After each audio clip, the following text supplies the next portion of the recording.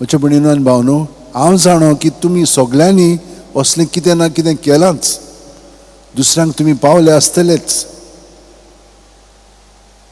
पूण खूब पाटी आमी पावोंकूय ना.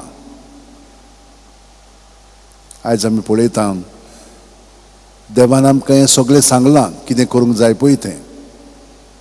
पयले वाचपान अशें सांगता की सुमूर्त आमच्या काळजांत आसा आनी तोंडार आसा. आमी सगळीं जाणा कितें करूंक जाय पळय तें. हें पळय आमी आयकलां, सगळ्या तुज्या काळजान, सगळ्या तुज्या जिवाच्या बोळान, सगळे तुजे शक्तीन आनी सगळे तुज्या मनान सर्वेस्पर देवाचो तूं मोग कोत्तलोय, आनी तुजो मोग कोत्ताय तसो तुज्या पेल्याचो कोत्तलोय. हें सगळीं जाण जाणो. पूण म्हज्या भयणीनो आनी भावनो, आमी खूब पाटी क्रिस्तांव म्हणून कोत्ता, पूण हेरां करिनात, हेरां पावना. म्हाका एकल्या अमेरिकाक आसतना एकल्या चेडो तो फोटोग्राफर, आनी आमी बुद्धिस्ट रितीर कोत्ताले. हांव क्रिस्तांवच आमचो पाद्री ते दितालो, पूण ती स्टायल मातशी वेगळी आसलेली. आनी तेन्ना ताणें म्हाका सांगलें, तो म्हणूंक लागलो, India is so good, you know the people reach out to you.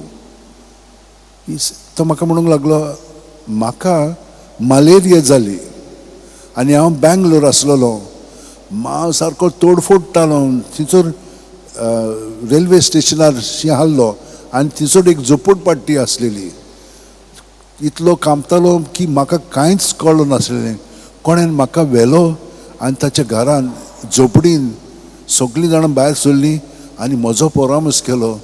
म्हाका दोतोर हाडलो, सगळें केलें, आनी हे भाशेन ताणें म्हजी म्हणजे म्हाका मोग दाखयलो, आनी हे भाशेन हांव बरो जालो. हांव इतलो उपकारी, हांव थोडे पयशे काडून दितालो तांकां. ते म्हणून कांय नाका, पयशे नाका तुजे. पळयात म्हजे भयणीनो आनी भावनो, आमी क्रिस्तांव हें करूंकूच जाय, पूण कितलीं जाणां हेरां हे भाशेन दुसऱ्यांक पावतात. तर आमचे मदें आनी तांचे मदें कितें फरक आहा तर?